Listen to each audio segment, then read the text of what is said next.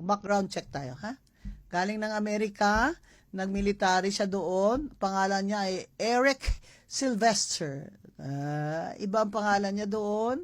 At sabi, according to some reports, na he faked his citizenship para makatrabaho siya sa US military. And then, nung nabuking siya, umuwi siya dito sa Erwin. At siyempre, wala naman siyang trabaho. So, gumaya siya sa kuya niya, kay Rafi, na gumawa siya ng radio program. Yan ang problema. Pag nag-i-elect tayo ng mga senador, nang hilig-hilig lang po, magkomentarista lang. Attorney Guanzon, ikaw din komentarista ka rin eh. Uy, no. Lawyer kaya ako bago ako nagkomentarista.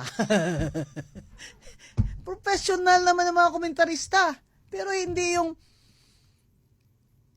nagkukunwari kayo, na magaling kayo, tapos, yung background nyo, yun lang, tapos, ibangga nyo kay Senator Marcoleta, tapos kukelyohan nyo pa, parang,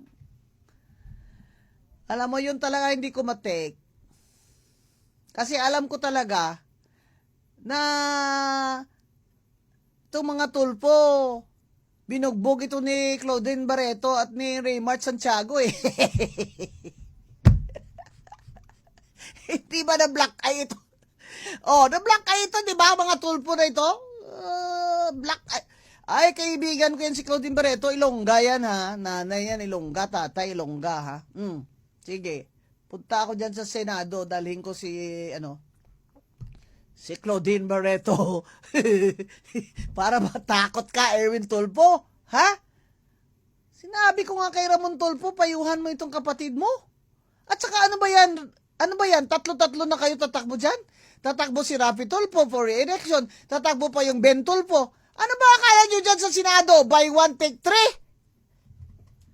Grabe kayo mga Tulfo kayo. Ano ba mga abilidad nyo at buong pamilya nyo na lang ipapasok nyo dyan sa Senado? Di wala na kaming check and balance dyan. Magkukuntsabo na lang kayong tatlo dyan. Ano pa nga ba? Ito ang kaiibang political dynasty. Tatlong Tulfo sa Senado. Alam mo, sakit sa bangs. Buti sana kung mga abogado kayo din parang may silbi naman anong hinalal kayo ng mga tao eh. Pero si Erwin Tulfo, hindi lang sa akin ha. Kakayahan nito mababa pero hindi lang yun. Bastos. Bastos ka, Erwin Tulfo.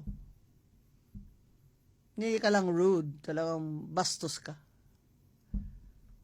Saka, sabihin mo, basurero yung mga 18 Marines, security. Basurero ba yun? Nagsilbi yun sa bayan. Diba? They already laid their lives on the line for our country. Ikaw, anong nabigay mo sa amin na service to the country? Diba? Nagmilitary ka pa sa Amerika. Dapat hindi ka nga dapat senador kasi you have divided loyalty. Mamaya, yung loyalty mo dun sa Amerika sumweldo ka rin dun Diba? Hindi dapat ka nagsenador. Ngayon, kung nagsenador ka, nandiyan ka na rin lang. Sana naman, ayusin mo naman yung mo. Mag-aral ka naman, tapos yung ugali mo. Huwag yung kung ayaw sa iyo, astang parang kayang-kaya mo kami lahat dyan.